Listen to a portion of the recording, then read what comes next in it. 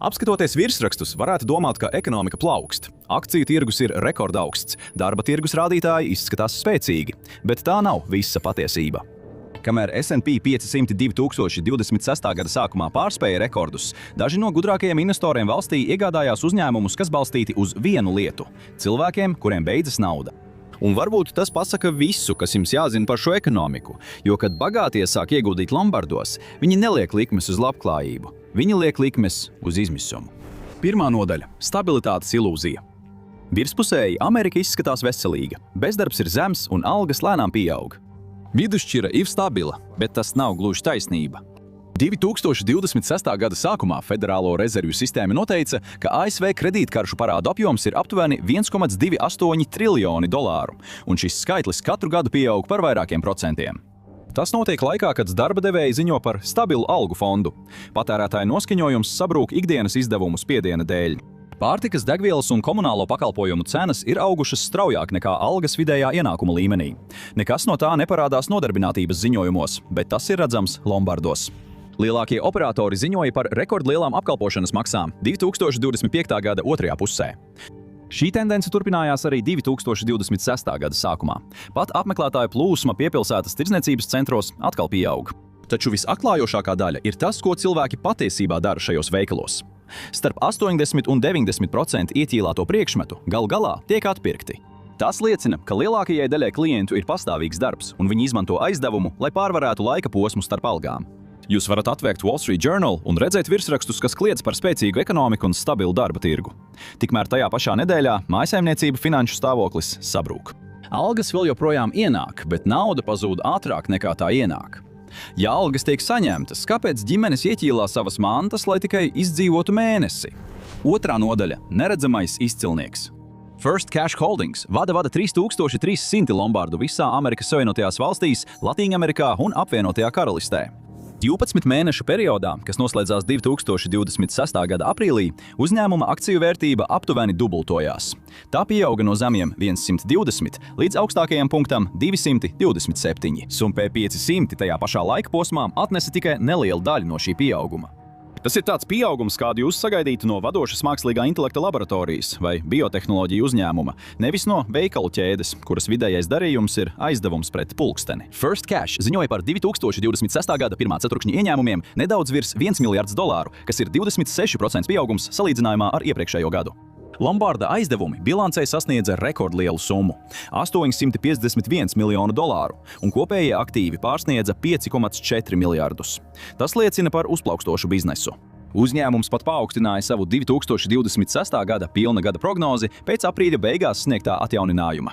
Šīs ziņas rezultātā akciju cena strauji pieauga. Visstraujāk augošais segments First Cash Holdings uzņēmumā nav ieķīlāto preču tālāk pārdošana. Tie ir paši aizdevumi. Nevis tas, kas tiek pārdots, bet gan tas, cik strauji pieaug parādi pret mājsaimniecības īpašumu. Tieši to tirgus arī novērtē. Salīdziniet to ar tehnoloģiju uzņēmumu. Izaugsme parasti nāk no jauniem līgumiem vai paplašināšanās jaunās valstīs. Tas, kas tiek mērogots, ir programmatūra. Šeit tas, kas tiek mērogots, ir izmisums. Viens $150 vērts urbimašīnas komplekts tiek ietīlāts, lai sektu automašīnas remontu. Dari to tūkstošiem reižu piepilsētas veikalos, un tu iegūsti peļņas profilu, kuru apskaustu jebkurš programmatūras uzņēmums. Tā ir stabila īstermiņa aizdevuma plūsma, kas nodrošināta ar ikdienas priekšmetiem. Lombardu ķēde sāk izskatīties kā Nvidia cenu grafikā, un Wall Street to ir pamanījusi.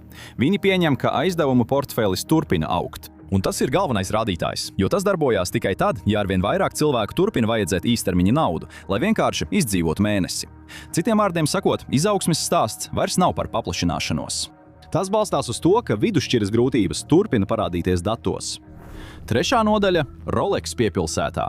Lielākajai daļai cilvēku priekšstats par Lombarda klientu ir 10 gadu vecs.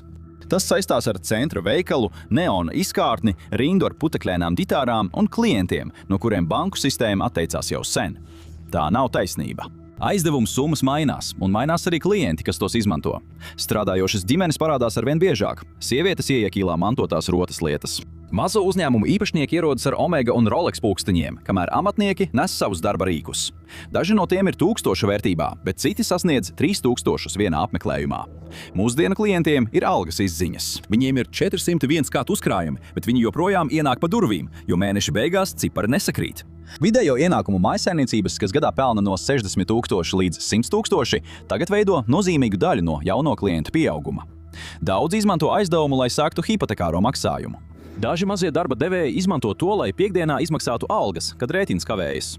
Easys Corps ir otra lielākā publiski tirgotā Lombarda kompānija, un tās 2026. finanšu gada otrā ceturkšņa rādītāji gandrīz vai liekas neticami. Kopējie ieņēmumi pieauga par 46%, sasniedzot gandrīz $447 miljonus. Lombarda aizdevums sasniedza $349 miljonus. Vidējā aizdevuma summa palielinājās no $160 2022. gadā līdz $240 2026. gadā, kas ir pieaugums par 50% tikai 4 gadu laikā. Pat juvelieru izstrādājumu lūžņu bizness pieauga par 64%, ko veicināja pieaugošās zelta cenas.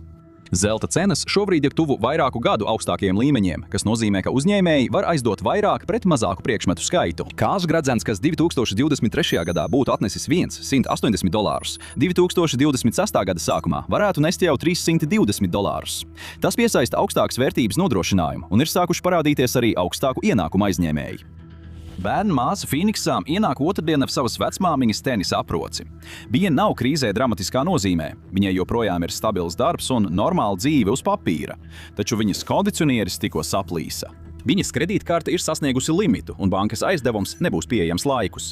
Viņai līdz piekdienai vajag $400. Otrā pilsētas galā apkures, ventilācijas un gaisa kondicionēšanas meistars ienāk ar Snap-on uzgriežņu atslēgu komplektu. Tas ir $1000 vērts.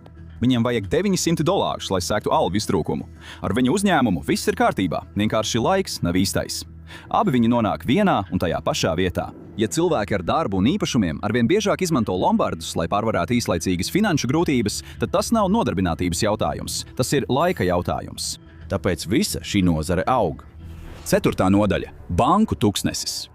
Pastaigājieties pa galveno ielu gandrīz jebkurā Amerikas piepilsētā, kas celta no 1970 līdz 2000 gadam, un jūs redzēsiet banku fasādes. To vietā tagad ir nagu saloni, pop-up veikali vai izīrēšanas sludinājumi. Tur, kur agrāk bija reģionālā banka ar caurbraucamo un sestdienas kasieri, tagad ir norobežots laukums, kas gaida pārbūvi. No 2017 līdz 2025 gadam valsts banka tīkls samazinājās gandrīz par 15%, no aptuveni 86,000 filiālēm līdz apmēram 73,000. Vairāk nekā 900 banku filiāļu tika slēgtas tikai 2024 kalendārajā gadā. 16 lielākās bankas bija atbildīgas par 800 no šīm slēgšanām. 2025. gada dati rāda, ka vēl vairāki 100 filiāļi ir pazuduši. Ģeogrāfija ir svarīgāka par skaitu.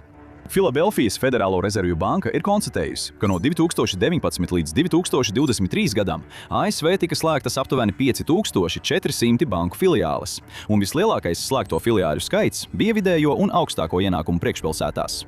Taču proporcionāli postījumi bija postoši citur. Zemu ienākumu un pārsvarā melnādaino apkaimēs banku filiāles pazuda ievērojami ātrāk, strauji pātrinot banku tuksnešu veidošanos. Ņemsim piemēram vietu kā Lituoņa, Džordžija, vidēju ienākumu priekšpilsētu uz dienvidaustrumiem no Atlantas. Laikā no 2020 līdz 2025 gadam banku filiāles visā Koba apgabalā pakāpeniski pazuda. Kamēr tika slēgtas Velsas Fargo filiāles, tika slēgtas arī Bank of America un Truist Financial filiāles. Tradicionālo banku klātbūtne samazinājās, taču Lombardu izkārtnes gar Highway 124 nav pazudušas. Tās vairojās. Šis pats modelis atkārtojas piepilsētās visā valstī. Banku tuksneši, teritorijas, kur nav nevienas bankas filiāles saprātīgā attālumā, pieauga no 2019 līdz 2023 gadam, un vietās, kur tas notika, piekļuve ne tikai pazuda, tā kļuva grūtāk pieejama. Šajos skartajos rajonos vidējais attālums līdz tuvākajai filiālei palielinājās aptuveni par 1,5 līdz 2 jūdzēm, salīdzinot ar tikai dažiem gadiem iepriekš.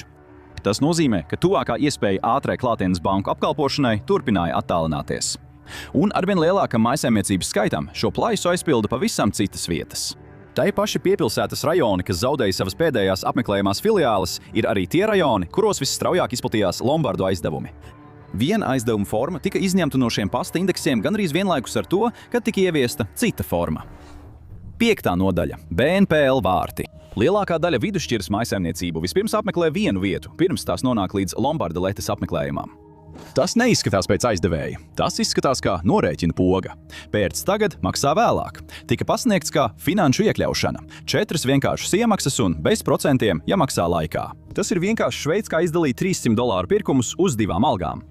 Lielākie 3 spēlētāji ir Affirms, Klarna un Afterpay. Tikai Affirms vien 2025. gadā apstrādāja vairāk nekā $34 miljardus, bet Klarna tagad apkalpo apmēram 150 miljonus aktīvu lietotāju visā pasaulē.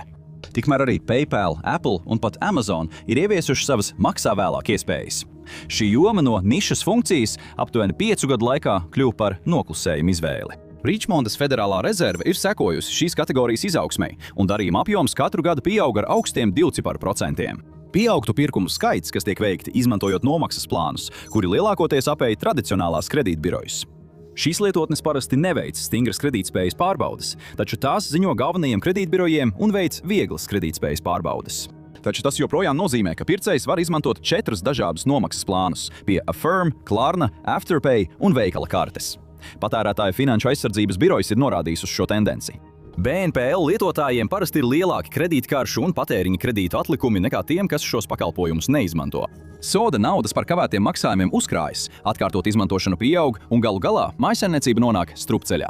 Kad BNPL limiti ir izsmelti un kredītlīnijas tiek ierobežotas, paliek viena acīmredzama iespēja, kur vērsties. Pieaugoša daļa Lombarda klientu šķiet nāk no mājsaimniecībām, kas vispirms aktīvi izmantoja pērc tagad maksā vēlāk iespējas. Lombards neziņo kredītbirojiem, tam nerūp kredītvēsture, tam rūp tikai aizdevums. Bet ja šis patiešām ir izaugsmes stāsts, nākamais jautājums ir acīmredzams. Kam tas patiesībā pieder? 6. nodaļa – institucionālie īpašnieki. Aiz veikala skatlogiem īpašuma struktūra izskatās pavisam citāda. First Cash Holdings aptuveni 80% pieder institucionālajiem investoriem. 2026. gada februārī Vanguard Group piederēja aptuveni 9% uzņēmuma, kas bija aptuveni $650 miljonu vērtībā. BlackRock ir līdzīgs apjoms. Zem tiem ir simtiem mazāku investoru. Tās ir tās pašas firmas, kas pārvalda jūsu 401, ka nauda plūst abos virzienos vienlaikus.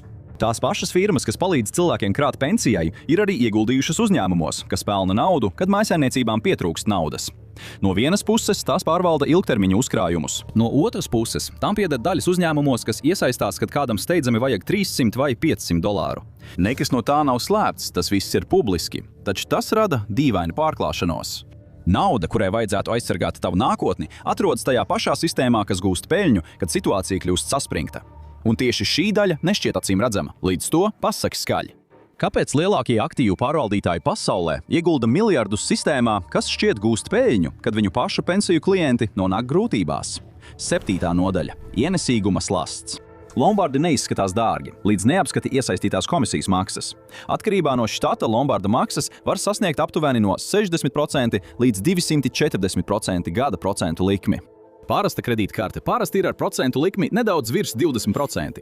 Tā nav maza atšķirība. Tas nozīmē, ka $500 aizdevums pret laulības gredzenu uz 90 dienām var radīt apmēram $300 komisijas maksās un procentos.